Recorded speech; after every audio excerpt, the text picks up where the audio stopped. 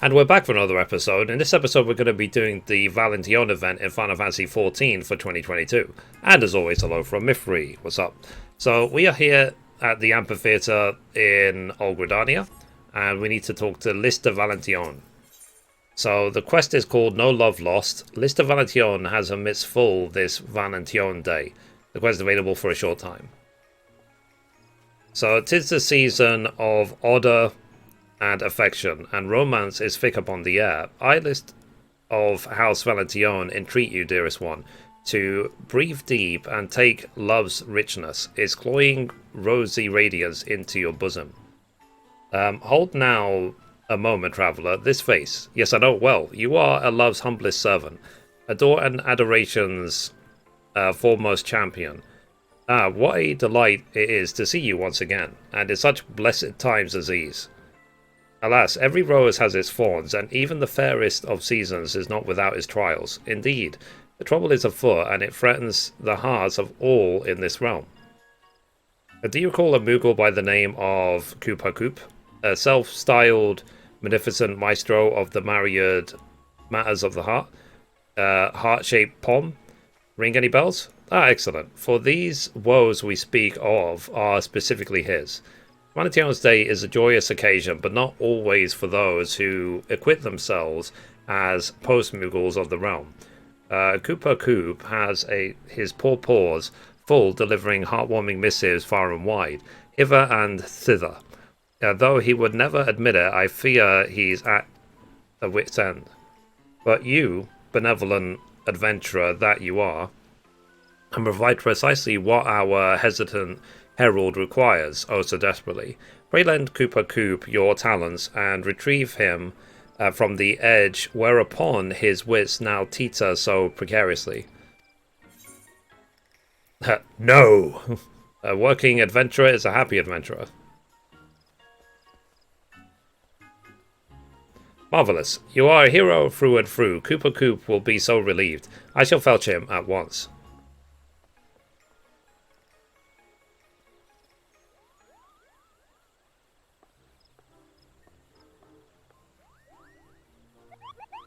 So, why could it be? So it is, Mithrie. Returned again this year to aid us in another Valentine Day celebration, have you? Once an emissary of love, always an emissary of love. Now then, I hear from Astrid that you would help me in my hour of need, for which I am most grateful. However, it is not the work itself that vexes me, but rather a colleague of mine, a clueless courier newly inducted into our vocation. Every Valentine Day, we emissaries are overtaxed, and this season has proven no exception. I had hoped to nip this issue in the bud by petitioning the Deputy Post-Moogle for a helping paw or two. He obliged, but has sent someone altogether worthless, an undisciplined tyro. To make matters worse, the daft thing is painfully ignorant in the ways of the heart. You should hear the way she speaks to the clientele. What an ugly gift. Love must be blind. And such nonsense. Left to her own devices, I fear she will ruin Valentine's Day. Give the girl the axe, you cry. The impulse is very much with me. I assure you, but I can't rightly turn away the very assistance for which I begged. I would come across as the most wretched ingrate to ever have wings. Yeah, I haven't the time to train her, let alone the patience. Fret not, our harried herald. You are right to sought our help, for I have come upon the cleverest of solutions to your predicament. We shall enlist the help of our doughty adventurer and House Valentione's very own Astrid to accompany said callous courier. You cannot be surprised at my suggestion. 'Tis a most natural fit. Mithrie, so skilled in so many subjects, will teach your assistant the delicate art of the post, while Astrid shall instruct the Moogle in the ways of adore and adoration. There, a splendid plan, if I do say so myself. Are you both sure that you are up to the task? If it isn't too great a bother? What a seasonable relief indeed. I shall bring her to you at once, for there is not a moment to lose.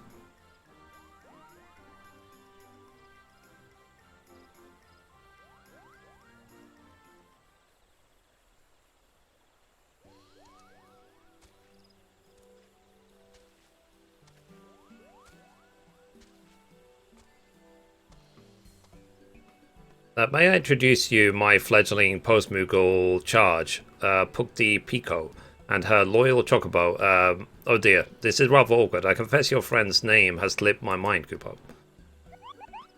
Salutations, one and all. As for my chocobo, his name can't have slipped your mind, because he hasn't one. I refer to him simply as my partner dear, or when I'm feeling particularly silly, Bird.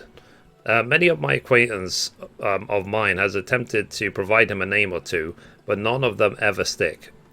Or should I say, I always forget them?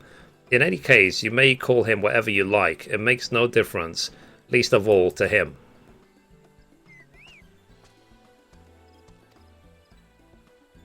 Yes, well, be that as it may, I have tasked Pukti Pico with 3 deliveries, all of which I would ask you to join her on. These 2 are to accompany me. Very well. Who am I to turn away whoever you are? Our first stop is the Carpenter's Guild. Bird and I shall await you there.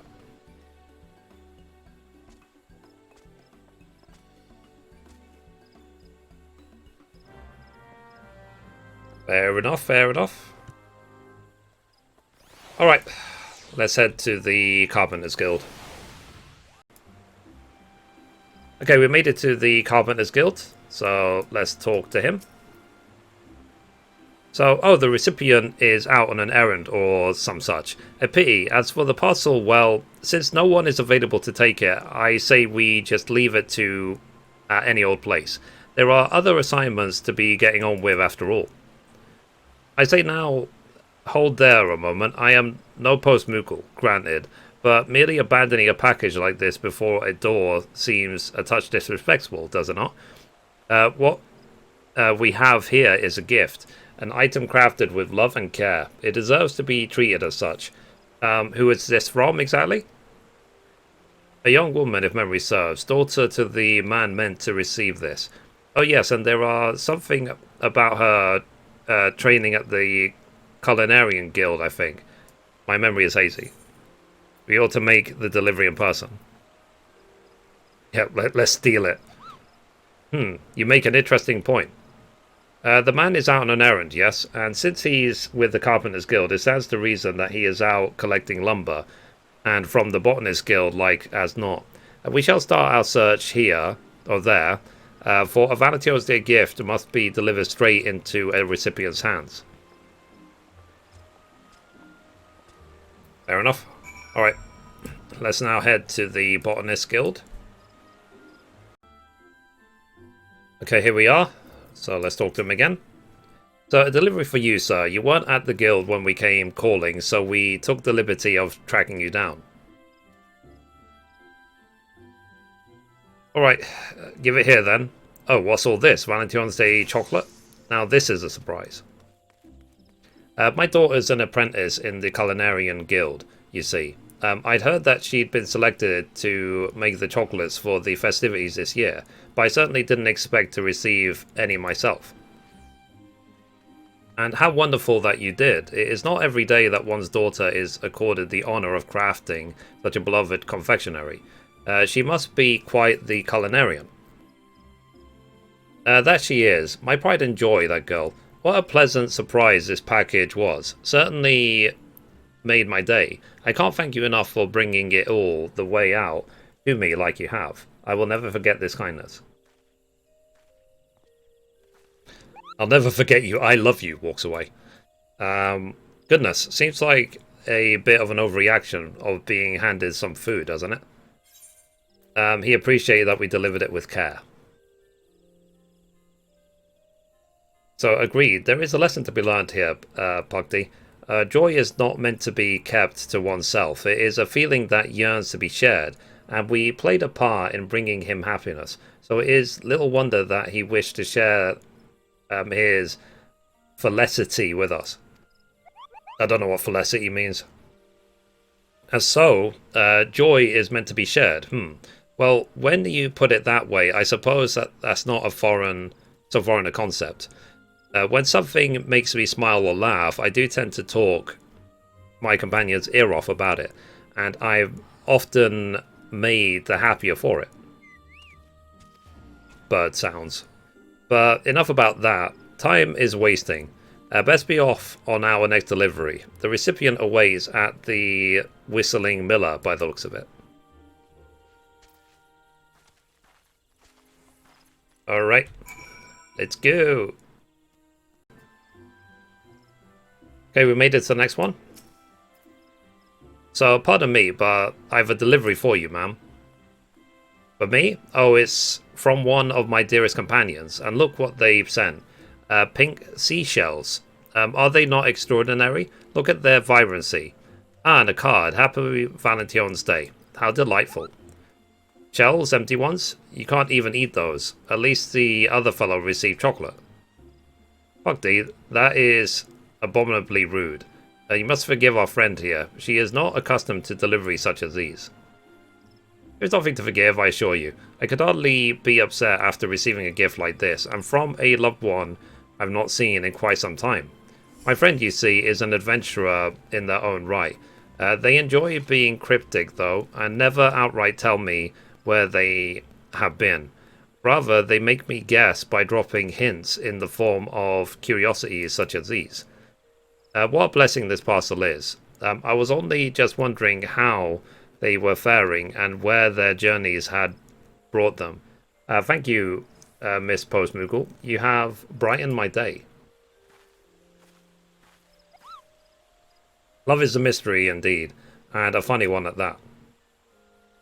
It is my pleasure to tell you, Pugty, that love is a many splendid thing, and we have each our own unique way of expressing it. The friendship between that girl and her adventurer companion is a perfect example. That gift, which appeared mere frippery to you, was a treasure in her eyes. It's important for adventurers to check in with their loved ones. It is often said that no news is good news, but I very much doubt that to be the case of those in the line of work. I messed that up. So you mean to say that this was her friend's way of telling that young woman that all is well? Their way of assuaging any worries she might be harboring about their safety? How fascinating. To be sure, were I to be separated from my bird here, my expansive seas or vast mountain ranges, I'd like to hear from him from time to time. Perhaps not every day. That would be irksome. But I do know that he's in good health. Would be not altogether disagreeable, I suppose. I literally don't understand anything I just read.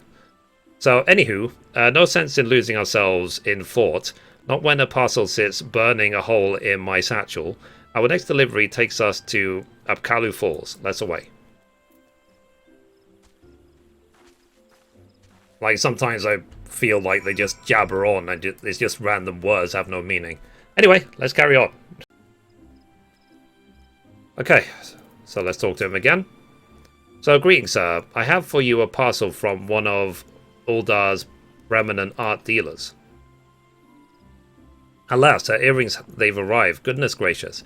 How stunning they are. This craftsmanship, the meticulous attention to detail, I couldn't have hoped for a better present for my wife. She'll be over the moon to receive them. Her birthday is coming up, you see, and I wanted to ensure her special day is just that. I've even given Koopa Koop's palm a vigorous pat. I hear that they tell one touch is enough to bring a couple happiness for all their years to come. Let's hope so. You did well to bring these all the way out here without a scratch on them, you know. I'd begun to worry that by the time I received them, the poor things would be nothing more than scuffed, dented rocks. You've got a bright future ahead of you in the postal service, friend. Thank you.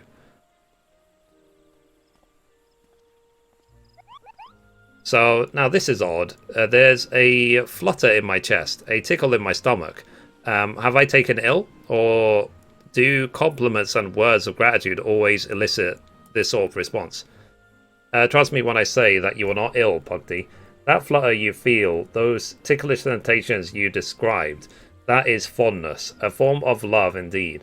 And it was made manifest by the man's appreciation for what you provided. Oh, so this love nonsense, why, it is a nonsense after all, is it?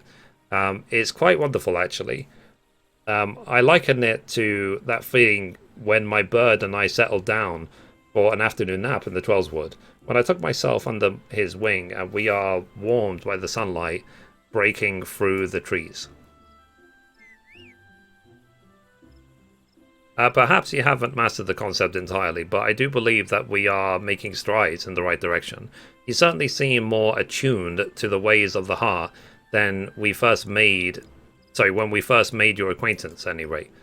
Now, all three parcels have reached their right hands. Let us return to the amphitheatre. No doubt Koopa Koop is anxious to know how Pugty fared.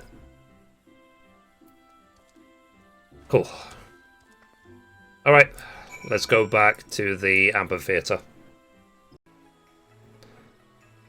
Okay, so we're back at the amphitheatre, so let's talk to Koopa Koop. So here they are, our agents of affection, our heralds of the heart, returned at last, and not before time. Tell me, how went your deliveries? Granted, each and every one. The recipients were all thrilled to receive their parcels, and I'm pleased to say that Pugty Pico learned something along the way. As I do believe I did. Love is, well, it's quite a bit more complicated than I first imagined it to be. There are hidden depths to it, ones I didn't see before. I may not be an expert on the subject yet, but I would like to think my ignorance is not quite as dire as it once was. You are making progress, certainly. I am glad of it. And just so long as you did not offend anyone, I could not ask for more. Anyhow, I am indebted to you.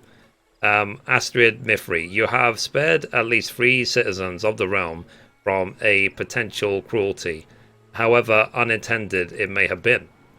I am being too harsh. Pugty, you have shown a true concerted effort to understand the labyrinthian complexities of the heart, and as a reward, I am inclined to set you another task. In truth, your work is not yet finished. Much more is there to be done this Valentine's Day. When you have time, speak with me again, and I shall tell you all about it. Okay, that's complete.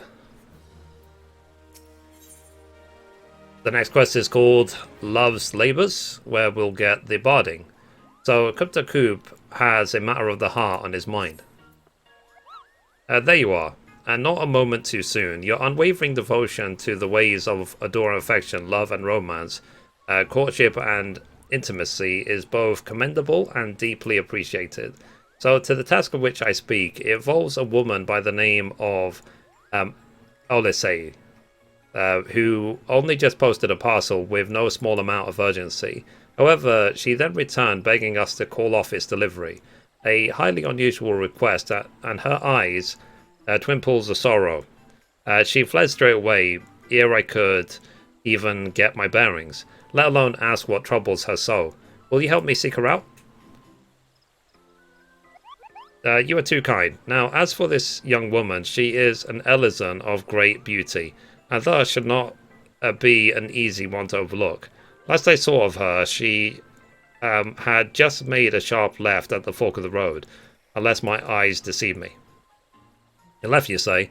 That way lies the Great Lone Growery, if I'm not mistaken. I will accompany you there.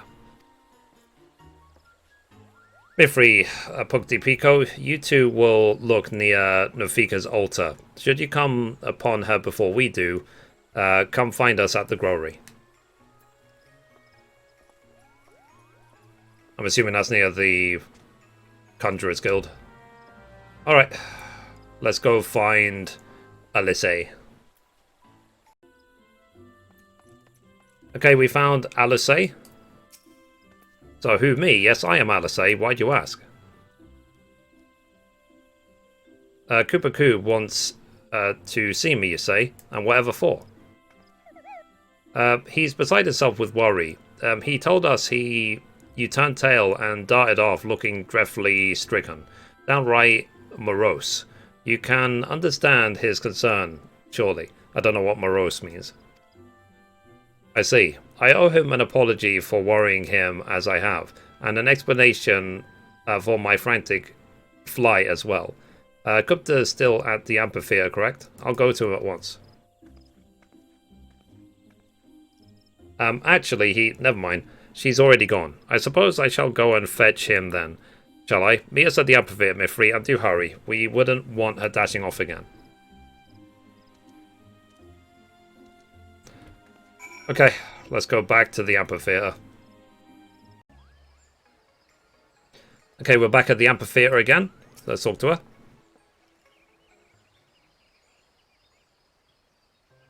So first, let me start by saying how grateful I am that you would think to come and check on me. The truth of the matter is, I've received an offer of marriage. I meant to accept, which is why I came to you initially, Gupta. You see that my reply would be delivered safely. However, as I was writing to tell him yes, I found myself hesitating more than I ought to have been. I began to wonder if I was making a terrible decision, not only for me, but for him as well. The man who seeks my hand is of Ishgardian nobility and goes by the name of Ezamile. At the moment he is quite ill and is seeking treatment here in Gridania. Do not misunderstand me. I was overjoyed to hear of his devotion. A life spent with him would be a wonderful thing, but I am no noble, and I am of most common stock, no more special than a weed underfoot. I wasn't raised with aristocratic manners of a future wife of his requires. Who am I to marry into nobility? I must destroy my previous missive and pen a new letter, one telling him I can't go through with it, and that one I'll hand deliver. I won't have an emissary of love delivering such ill tidings.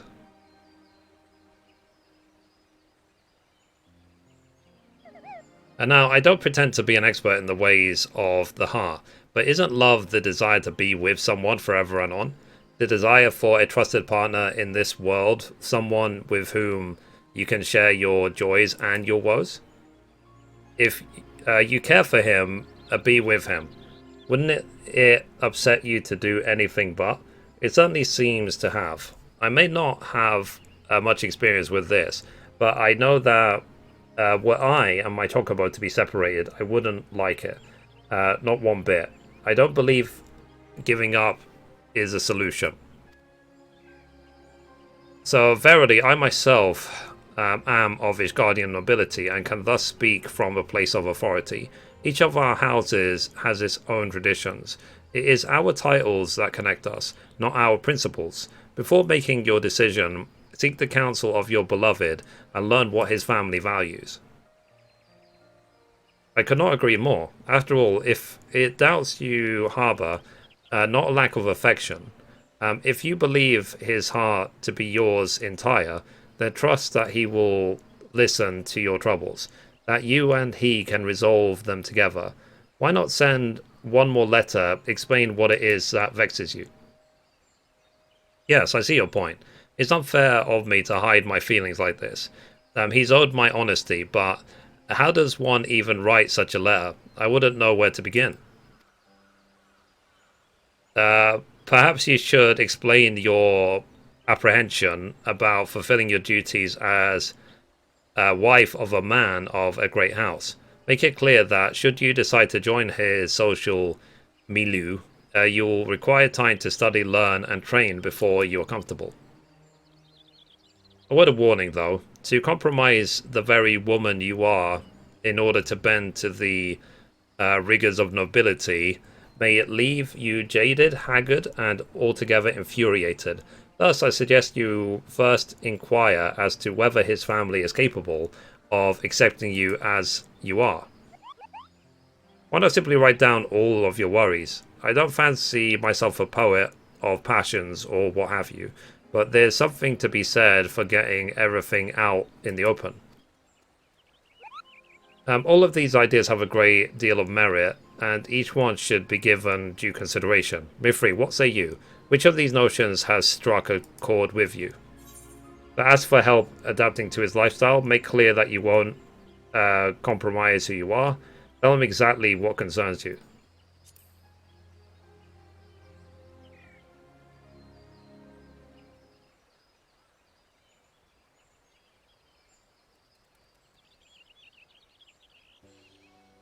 Thank you for your insight, everyone. I believe I know what I must do now. Then let's fetch your parchment, quill, and ink. Fortunate that you have us, you know, for we emissaries are never far from instruments of the post. Why, I shall even provide you with Valentione Day's themed stationery.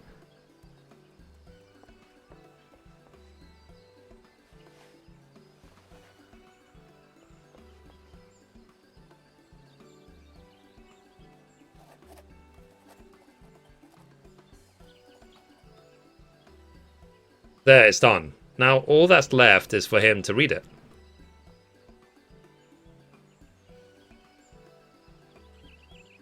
My darling is likely in the gentry's ward. I know he's enjoys sitting in solitude on a bench not far from the gates. He'll be there like as not. And that's where we shall try first. We will be back with his response as soon as we are able. Tally-ho, bird. Love's work awaits. Bird sound. Okay, let's talk to her again. Oh dear, I'm so fidgety I just can't sit still for nerves. I can't take this any longer. I refuse to stand idly by while my future is decided without me. That does it. I'm going to the gentry's ward this instant. Alice, you can't. And she's gone. Our duty as emissaries of love and affection demands that we see that lovelorn lass through this trying time. I shall meet you at the gates of the gentry's ward. Okay, let's catch up with them again. Okay, so let's talk to her.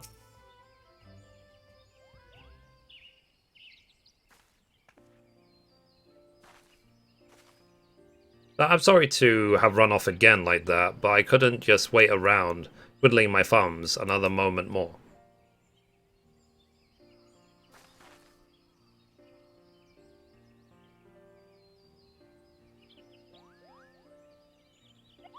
So we have for you a letter of one Miss Alice herself. A missive from my love. Thank you kindly, Post Moogles.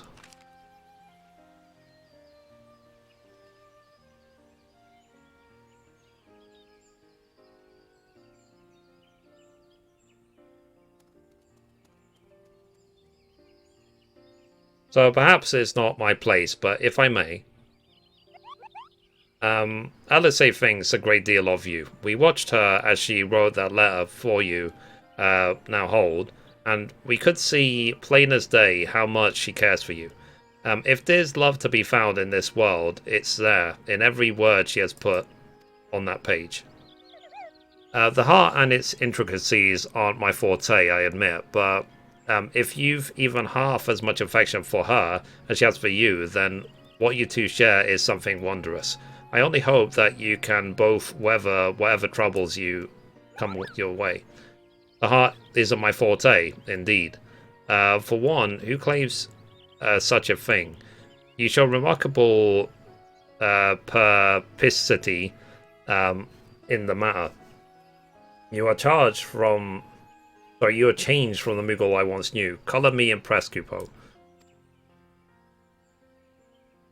You are good to concern yourselves over my and Elise's affairs. Your kindness does a good deal of credit.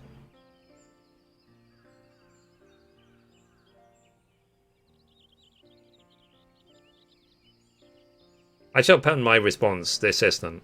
Can I trust that you will deliver it straight to her once I've finished? We serve at your pleasure.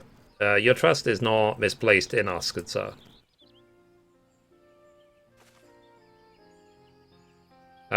Did you hear that? He's going to reply. We should return to the amphitheater at once. I don't want to be here when he sent our post-Moogle friends all the way back there. Yes, it would be rather awkward were his letter to have no recipient. Let's us explain the situation to Lissaire and wait for Pugdi and Kupka's delivery.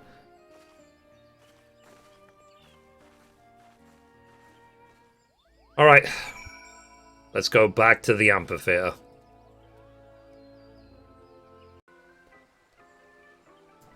So, we are back at the amphitheater once again.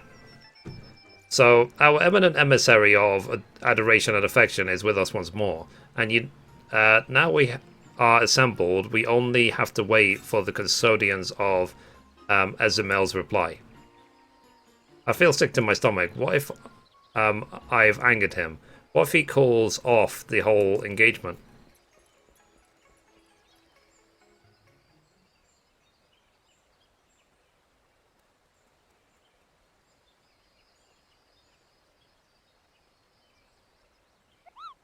So we have returned, and with your beloved's painstakingly penned post in port.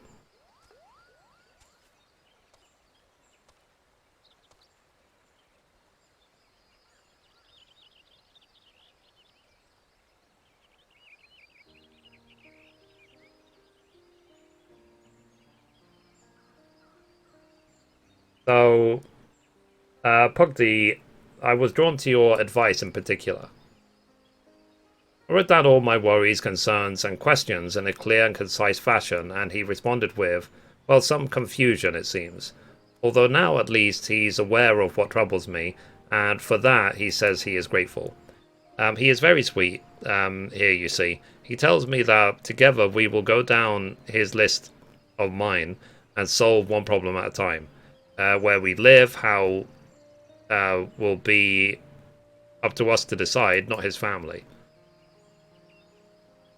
I have come to ensure that my letter has reached you, and see if you have yet read it. After all, you did the same for me. It would be unkind not to return the favour, no?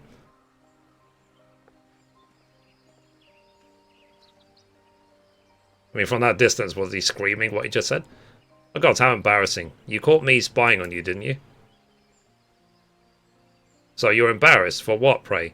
I find it endearing, my darling, as these companions of yours, did they assist you in writing to me? Then we are in your debt.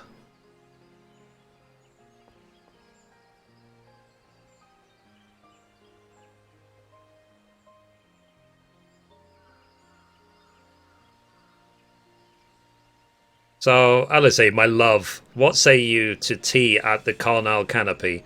There we can discuss our future. A conversation which is long overdue, I should think. And then you can take out the trash and cook me dinner, bitch. I mean, sorry. That was my inner monologue. Thank you, my friends. Where would I be without your help? And I promise yours will be the first invitations we post once we settled on a day.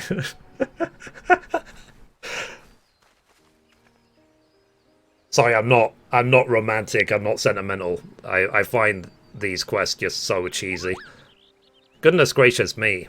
Do my eyes deceive me? Bugdi, your palm.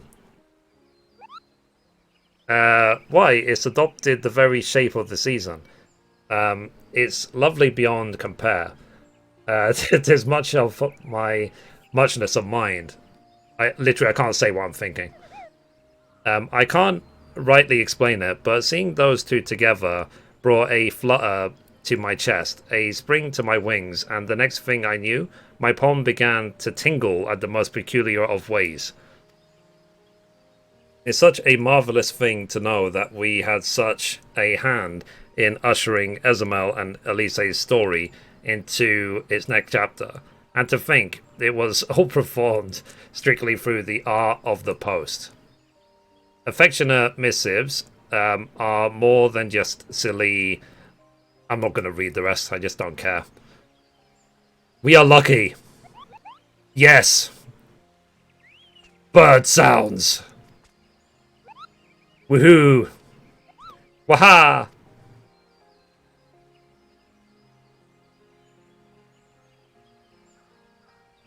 Joy!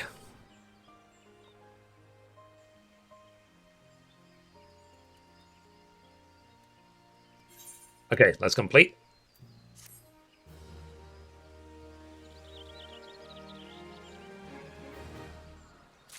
Alright, so we're done. So let's see. So we got this barding. Alright, so anyway guys, that's it for this episode. Thank you for watching, and as always, goodbye from me, and goodbye from Mithrie. Bye guys.